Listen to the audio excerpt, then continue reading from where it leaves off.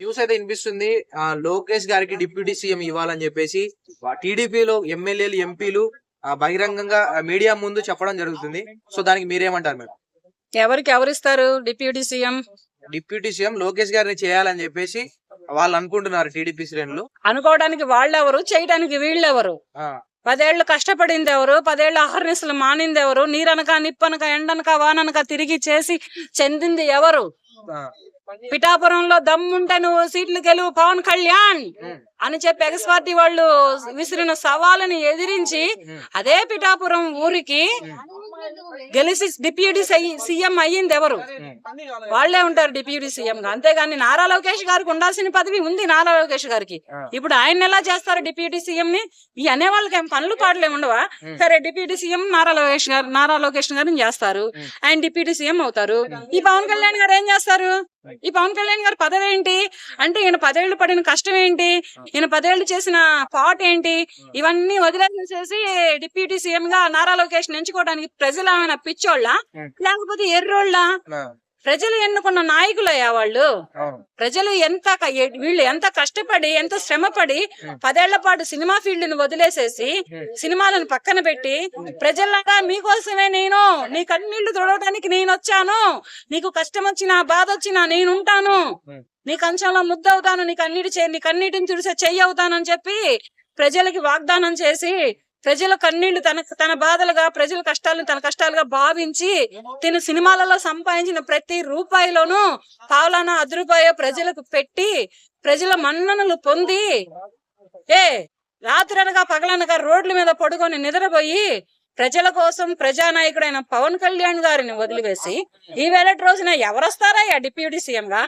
ఇచ్చే వాళ్ళు ఎవరు, తీసుకునే వాళ్ళు ఎవరు? పట్టాడు చూస్తాను. సరే, ఇస్తారు. పవన్ కళ్యాణ్ గారిని ఏం చేస్తారు? ఈయన ఏం చేయాలా? వేరే పదవి ఇస్తారు. ఏం పదవి? ఇంకొక వేరే పదవి, మినిస్ట్రీ ఇస్తారు. ఏదైనా ఏం మినిస్ట్రీ ఇస్తారు? మినిస్ట్రీ ఓకే, ఆ మినిస్ట్రీకి ముందులో వెనకాల ఏమి ఉండవా? లోకేష్ గారికి అన్ని అర్హతలు ఉన్నాయి డిప్యూటీ సీఎం గా అని చెప్పేసి వాళ్ళు అంటున్నారు. నిజమా? అన్నవాళ్ళు ఎవరునో గానీ ఎంపీ భరత్ గారు అన్నారు. టీడీపీ ఎంపీ భరత్ గారా? ఆయన తీసుకోమని లేకపోతే డిప్యూటీ సీఎం పదవి? ఆయన ఎంపీ అయ్యాడు కదా, ఎంపీ స్థానాన్ని వదిలేసేసి ఆయన ఏమైనా తీసుకుంటాడేమో తీసుకోమని చెప్పు. ఆయన ఏమైనా ప్రజల కోసం ఉరుకులు తీస్తాడేమో తీయమని చెప్పు. ఆయన ఏమైనా ప్రజల్లో మమేకమయ్యి వాళ్ళ కన్నీళ్ళు తుడుస్తాడేమో తుడవమని చెప్పు. ఆయన ఖర్చు పెట్టిన, ఆయన రాజకీయంలో సంపాదించిన ప్రతి రూపాయిని ప్రజలకు పెడతాడేమో పెట్టమని చెప్పు. అప్పుడు వదిలేస్తాడు పవన్ కళ్యాణ్ డిప్యూటీ సీఎం పదవి. ప్రజల కోసం పవన్ కళ్యాణ్ గారు చేయడం టీడీపీ శ్రేణుల్లో కొంతమందికి అసంతృప్తి వ్యక్తం చేస్తున్నారు. ఎందుకు అసంతృప్తి వ్యక్తం చేస్తారు? మరి వాళ్ళు తీసుకెళ్లాల్సింది జైల్లో ఉన్న చంద్రబాబు నాయుడు గారిని బయటికి. అప్పుడు చేతులు కట్టుకొని ఆకులు పట్టుకొని కూర్చొని ఈయన పోయి ఎక్కడ మాట్లాడాలో అక్కడ మాట్లాడి ఈయన ఎవరిని తీసుకురావాలో వాళ్ళని తీసుకొచ్చి బయటకి తీసుకొచ్చినప్పుడు అప్పుడు ఏమైందంటే తప్పులేదు కదా. ఎందుకంటే టీడీపీకి ఎక్కువ ఓట్ బ్యాంక్ ఉంది, ఎక్కువ ఎమ్మెల్యేలు ఉన్నారు, జనసేనకి తక్కువ ఎమ్మెల్యేలు ఉన్నారు. సో చంద్రబాబు నాయుడు గారు సీఎం అయ్యారు, లోకేష్ గారిని డిప్యూటీ సీఎం గా చూడాలని వాళ్ళ ఆశని ఎందుకు అంటే డిప్యూటీ సీఎం కొడుకే సీఎం చంద్రబాబు నాయుడు. ఇదిగో ఇక్కడ చూడు, సౌండ్ వచ్చిందా? ఈ 2 చేతులు కలిస్తేనే సౌండ్ వచ్చింది. సౌండ్ వచ్చిందా? రాలేదు. ఇక్కడ చెయ్యి సపోర్ట్ లేదు కనుకనే సౌండ్ రాలేదు. ఇక్కడ టీడీపీ జనసేన 2 కలిసి కనుకనే దీనికి అధిష్టానం ఎంతో కొంత సపోర్ట్ చేసింది కనుకనే ఇక్కడ వీళ్ళిద్దరూ ఒకళ్ళు డిప్యూటీ సీఎం, ఇంకొకళ్ళు ముఖ్యమంత్రులు అయ్యారు. గానీ మరి అదే అప్పుడే నిలబెట్టాల్సింది సీఎం గా లోకేష్ ని సీఎం గా నిలబెట్టినట్లయితే ఆయన సత్తా ఆయన చాటుకునేవాడు, ఈయన సత్తా అయితే ఈయన చాటుకునేవాడు. ఇదేమీ లేకుండా కష్టపడి శ్రమపడి వాననక ఎండనక రాయనక రప్పనక తిరిగినటువంటి ఒక డిప్యూటీ సీఎం ని మార్చేసేసి ఎమ్మటనే లోకేష్ ని ఎలా చేస్తారంట డిప్యూటీ సీఎం గా? ఏం చేస్తాడు పవన్ కళ్యాణ్? ఏం చెయ్యాలా? ఓకే, ప్రజల కోసం వచ్చిన పవన్ కళ్యాణ్, నీ కోసమే నేను వచ్చాను, నీ కన్నీళ్లు తొడవడానికే నేను వచ్చాను అని మైకులు పట్టుకొని అరిచి గెలిచిన పవన్ కళ్యాణ్ ఏం చెయ్యాలి? ఇది చెప్పమని చెప్పు. డిప్యూటీ సీఎం పదవి లోకేష్ గారికి ఇచ్చేస్తారు. వాళ్ళు ఏమంటారంటే పవన్ కళ్యాణ్ కంటే లోకేష్ గారికి పరిశ్రమలు తీసుకురావడంలో గానీ వేరే కంట్రీలో ఉన్న ఇండస్ట్రీస్ ని అట్రాక్ట్ చేయడంలో లోకేష్ గారికి ఎక్కువ అనుభవం ఉంది అంటున్నారు. ఈయనకి లేదంటనా? ఆయనకున్న పరిస్థితి ఆయన తీసుకురమ్మని చెప్పు. ఇప్పుడు ఏదైనా పార్టీ వాళ్ళదే కదా, తండ్రి పరిపాలిస్తున్నాడు, కొడుకు తీసుకొస్తాడు. అంతేగాని ఈ పదవిని అడ్డం పెట్టుకొని తేవాల్సిన అవసరం ఏముంది?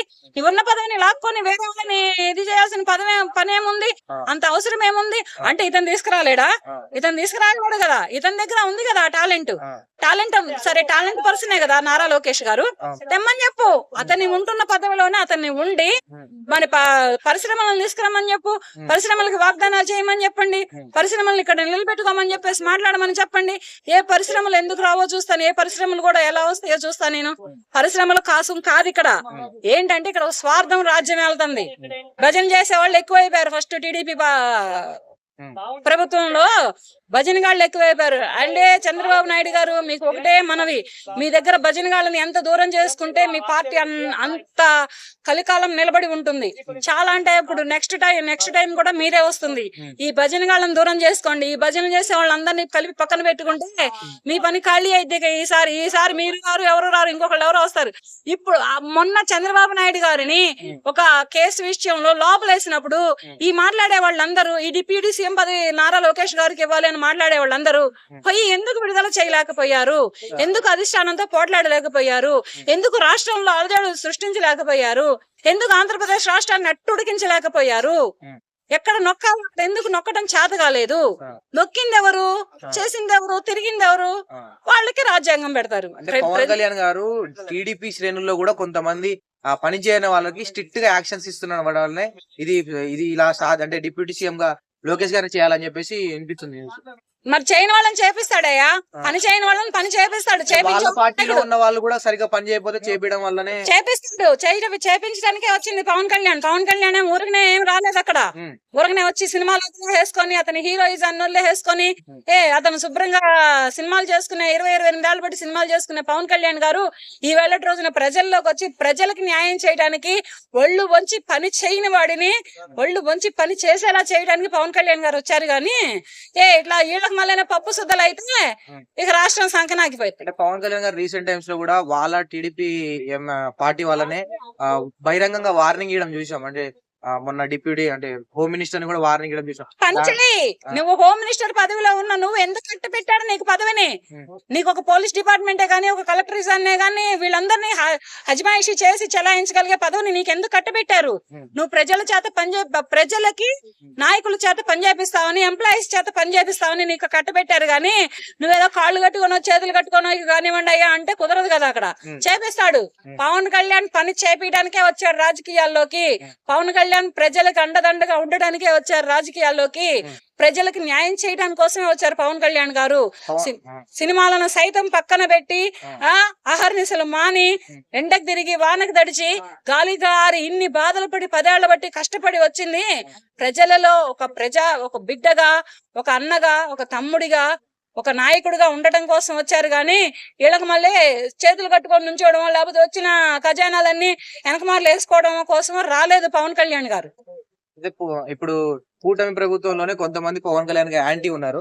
సో దాని వల్ల ఇన్ ఫ్యూచర్ లో పవన్ కళ్యాణ్ గారికి ఏమైనా ఎదురు దెబ్బలు గానీ మోసపూరిత వాతావరణం ఏమైనా ఉండే ఛాన్స్ ఉందా మేడం? దాని గురించి అయితే నేనైతే ఏం మాట్లాడలేను. కానీ ఉండొచ్చు, ఉండకపోవచ్చు. దాని కూడా 50-50% అవకాశాలు ఉన్నాయి. ఎందుకనంటే ఒకప్పుడు అలా చేసిన వాళ్ళనే లేపేసిన ఉన్నాయి, దాఖలు ఉన్నాయి. అలా అంత స్ట్రైట్ ఫార్వర్డ్ గా వెళ్ళి అంత స్ట్రైట్ గా వర్క్ చేసి ఒక్కొక్కడికి వెన్నులో వణుకు పుట్టించి ఒక్కొక్కరికి బెండ్ తీసిన మహా వాళ్ళనే లేపేసిన దాఖలు లేవని నేను చెప్పట్లేదు. అటువంటప్పుడు ఇతనిని చేసేంత ఉంటే మాత్రం ఇప్పుడు ఎదుటి వాళ్ళ మీదకి వెళ్ళిపోతుంది కదా. ఇప్పుడు ఎవరైతే మాట్లాడారో, ఇప్పుడు ఎవరైతే ఈ కూటమి ప్రభుత్వంలో ఎక్స్ పార్టీగా ఉన్నారో, ఎవరైతే ఎక్స్ పార్టీ వాళ్ళు వీళ్ళ మీద ఈ కూటమి ప్రభుత్వం మీద దుమ్మెత్తి పోస్తున్నారో వీళ్ళలో ఎవరు లోపల వెళ్తారో ఎవరు బయట ఉంటారో తెలియదు. అది ఇటువంటి ప్రయత్నాలు గనక చేస్తే, ఇటువంటి ప్రయోగాలు గనక చేస్తే ఒక డిప్యూటీ సీఎం అయినటువంటి పవన్ కళ్యాణ్ గారి మీద, ప్రజల నాయకుడి మీద ఇక అదంతా మనం ఉంటుంది, అట్టుడికిపోతుంది. ఒక లెక్కలో మాత్రం ఎక్కడ ఎప్పుడు లేనటువంటి రాష్ట్రంగా మారిపోతుంది అన్నమాట. మళ్ళీ జగన్ గారు సీఎం అయ్యే ఛాన్స్ ఏమైనా ఉందా? లేదని అనుకుంటున్నా నేను. ఎందుకంటే ఇంకా వైఎస్ఆర్సీపీ పార్టీ అనేది భూస్థాపితం అయిపోయిందని అనుకుంటున్నాను. ఎందుకంటే అతను పాలించారు గాని 5 ఏళ్లు పాలనలో స్వార్థం ఉంది, పాలనలో రాజకీయం రాలేదు. పాలనలో ప్రజలని ఎక్కడ ఎలా మమేకం చేసుకోవాలో తెలియలేదు. ఫస్ట్ రాష్ట్ర డెవలప్మెంట్ ని ఆపేసేశారు. రాష్ట్రాన్ని ఇంకా విభజించాలని చూశారు. రాష్ట్రాన్ని చాలా ఇబ్బందులు బాధలు పెట్టారు. ఇసుకలోనే గాని, తర్వాత ఏదైనా గాని, ఎక్కడైనా గాని, ఈ లిక్కర్ కేసుల విషయాలలోనే గాని చాలా అంటే చాలా ఇబ్బందులు పడ్డారు. ఆడపడుచులే గాని, పసిపిల్లలే గాని, ఎటువంటి అలవాట్లు లేనటువంటి అభాగ్యులే గాని చాలా ఇబ్బందులు పడ్డారు. దీని మీద ఇక ఆ పార్టీ ప్రస్తుతానికి భూస్థాపితమైంది అని అనుకుంటున్నాను. ఎక్కడైనా ఉంటే 1% 1/2% ఉండొచ్చు. ఒకవేళ చంద్రబాబు గారి తర్వాత నెక్స్ట్ సీఎం అయితే పవన్ కళ్యాణ్ గారా, లోకేష్ గారా? వీళ్ళిద్దరు ఒకరి పేరు పవన్ కళ్యాణ్ గారికి అయితే సీఎం అవ్వాలని లేదు, నారా చంద్రబాబు నాయుడు గారే సీఎం గా ఉంటే బాగుంటది అని అనుకుంటున్నారు. కానీ ఇక్కడ ఓటింగ్ బ్యాంకింగ్ ఎవరికి ఉందంటే పవన్ కళ్యాణ్ గారికే ఉంది. అప్పుడు తీసుకోమని చెప్పండి. ఒకవేళ ఈ సీఎం పదవి నుంచి చంద్రబాబు నాయుడు గారు తప్పుకోరు, మాక్సిమం తప్పుకునే అంతటి బెండ్ అయితే లేరు. నెక్స్ట్ సీఎం అయినా గానీ ఉంటే అప్పుడు ఈయనైనా వస్తారేమో గానీ నెక్స్ట్ సీఎం అయితే పవన్ కళ్యాణ్ గారు అని అనుకుంటున్నాము. ప్రజలేంటి, ప్రజల నాడేంటి, మొత్తం అదే జరుగుతుంది. కానీ ఇక్కడ విషయం ఏంటంటే ఆయనకి అయితే సీఎం అవ్వాలని లేదు. ఒకవేళ సీఎం అయ్యారే అనుకో, ప్రజల్లోకి ఇంత దూసుకొని పోలేరు, ప్రజల్లోకి ఇంత వెళ్ళి ఇంత సేవ చేయలేరు. ప్రజల్లోకి వెళ్ళాలంటే సెక్యూరిటీ, ప్రజల్లోకి వెళ్ళాలంటే అడ్డంకులు, ప్రజల్లోకి వెళ్ళాలంటే ఇవన్నీ వస్తాయి. దీని మీద ఏంటంటే ఇతను ఒక డిప్యూటీ సీఎం గానో లేకపోతే ఇంకొక అధికారి గానో ఉంటారేమో గానీ, ఒకవేళ బై లక్కుగా అయ్యారంటే మాత్రం అయినా కానీ ప్రజల్లోకి వెళ్ళగలిగిన వాడే ప్రజల నాయకుడు. సీఎం అయినా, డిప్యూటీ సీఎం అయినా, ఎమ్మెల్యే అయినా, ఎంపీ అయినా, వార్డు కౌన్సిలర్ అయినా ఎవరైనా కానీ ప్రజల్లోకి వెళ్ళాలి. అంటే ప్రజల్లోకి వెళ్ళాలని నువ్వు కారులోనో లేకపోతే బస్సులోనో తిరగడం కాదు, ఖాళీ నడక మీద నువ్వు ప్రజల్లోకి వెళ్ళాలి. కారు నువ్వు కారులో వెళ్తావా, అది ఊర్లు లేకపోతే ఏమన్నా కిలోమీటర్ల దూరం ఉంటుందా, కారు తీసుకెళ్లి ఆ ఏరియా ముందర ఉంచి నువ్వు ఏరియా మొత్తం కాలినడక మీద తిరుగు. ఇక్కడ నీకు ప్రజల బాధలు తెలుస్తాయి, ప్రజల కష్టాలు తెలుస్తాయి, ప్రజల ఇబ్బందులు తెలుస్తాయి. అంటే మీరు అన్నారు చంద్రబాబు నాయుడు గారి తర్వాత పవన్ కళ్యాణ్ గారు సీఎం అయితే బాగుంటదని. మరి చంద్రబాబు నాయుడు గారు ఆయన కొడుకును వదిలిపెట్టి పవన్ కళ్యాణ్ సీఎం చేయగలుగుతారా మేడం? ఆయన కొడుకును వదిలిపెట్టి డిప్యూటీ సీఎం పవన్ కళ్యాణ్ గారిని ఎందుకు చేశారు? అదే పదవి మరి పవన్ కళ్యాణ్ గారిని పక్కన పెట్టి మరి అదే పదవి మరి ఆయన కొడుకు ఇవ్వచ్చు కదా. ఆయనకి తెలీదా ఆయన కొడుకు ఎంత చాకచక్యుడు, ఎంత చాణక్యుడు? పవన్ కళ్యాణ్ అంత చాకచక్యుడు, ఎంత చాణక్యుడు ఆయనకు తెలీదా? నారా చంద్రబాబు నాయుడు గారికి తెలీదా? తెలుసు. కనుక ఆయన ఎవరిని సీఎం చేయాలో వాళ్ళనే చేస్తారు. సీఎం పదవి ఎవరికి ఇవ్వాలో వాళ్ళకే ఇస్తుంది అధిష్టానం కూడా. అంతేగాని ఏయో ఉడతలు ఊపితే చింతకాయలు రాలని అన్నట్లు, ఏయో ఏనుగులు పోతుండే కుక్కలు మురిగిని అన్నట్లు, ఈ ఉడతలు ఎన్ని ఊపులు ఊపినా చింతకాయలు రాలో, ఈ ఏనుగులు ఎంత పోతున్నా కుక్కలు మురిగినా ఏం లాభం ఏమి ఉండదు ప్రస్తుతానికి నాకు తెలిసినంత వరకు.